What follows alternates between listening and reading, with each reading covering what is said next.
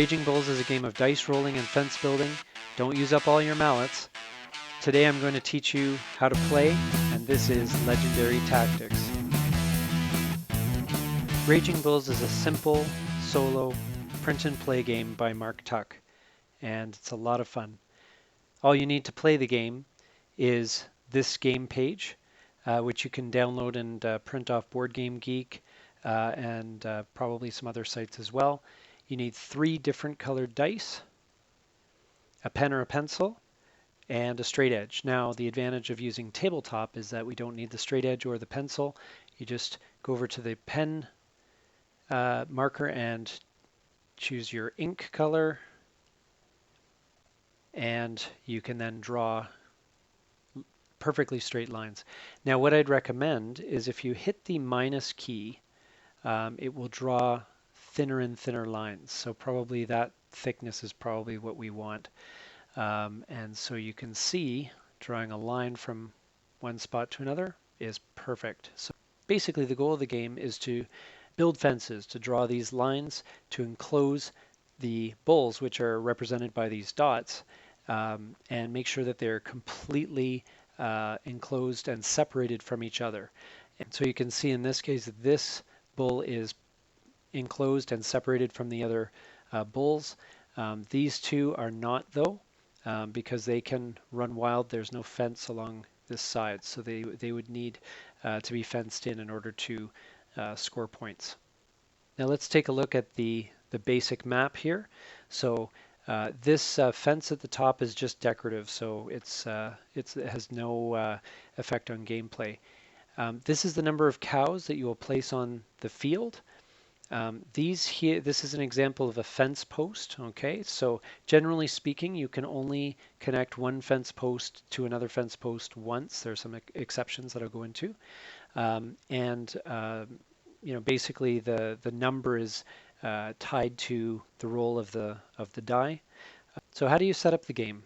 Well, if you look here, you'll see that in this instance there should be 3 bulls placed on this map. So you grab the die, okay, and basically you roll 2 of them for this part. So we'll say that the lighter tan die is the column and the brown one is the row. Okay, so we roll those die, and then just get your pen tool here. I'm going to use the line tool here.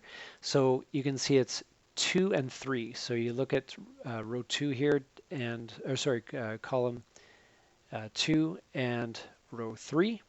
Okay, that's where one of the bulls are. Okay, grab the die again.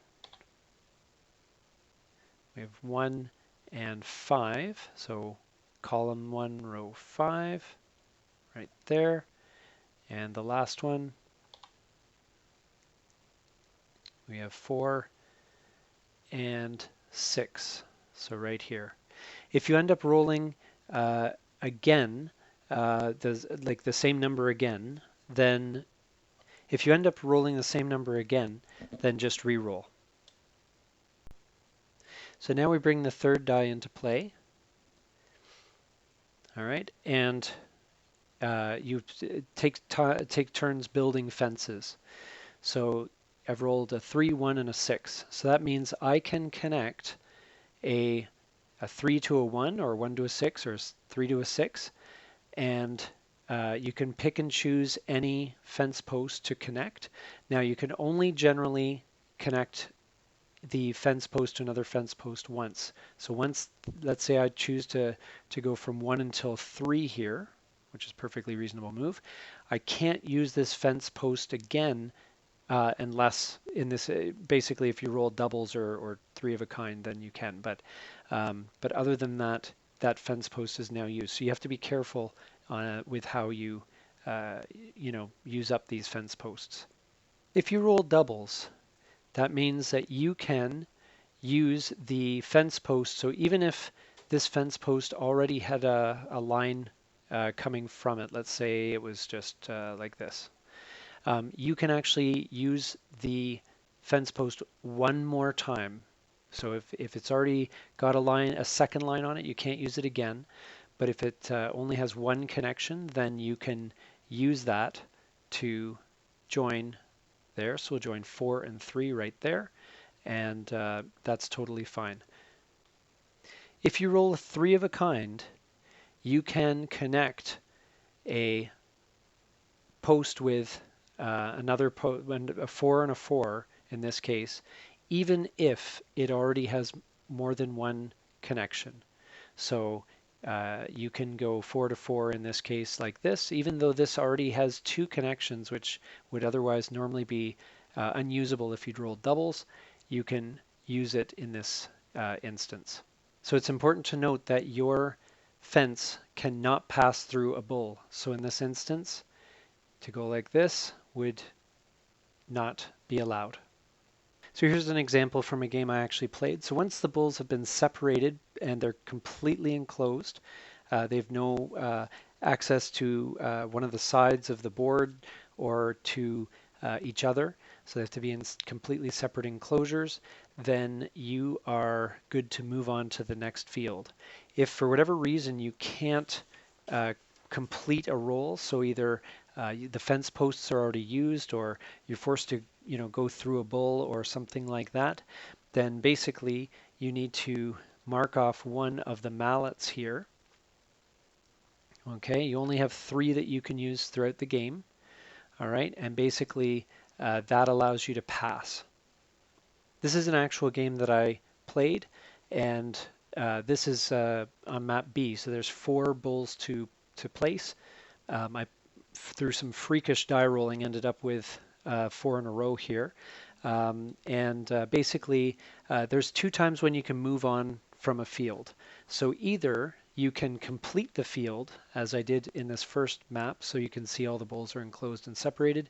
But here, before my next roll, I noticed that my odds of getting this guy separated, I didn't want to run that risk of potentially not rolling a bad roll and having to use up a mallet. So you can choose to move on and leave the map incomplete, and that will affect your scoring, but you're able to do that. You're allowed to do that. If you've used all your mallets, the game will end on the next pass. The game will also end once you have completed or left the final field, which is field D, where there's 6 bulls to isolate.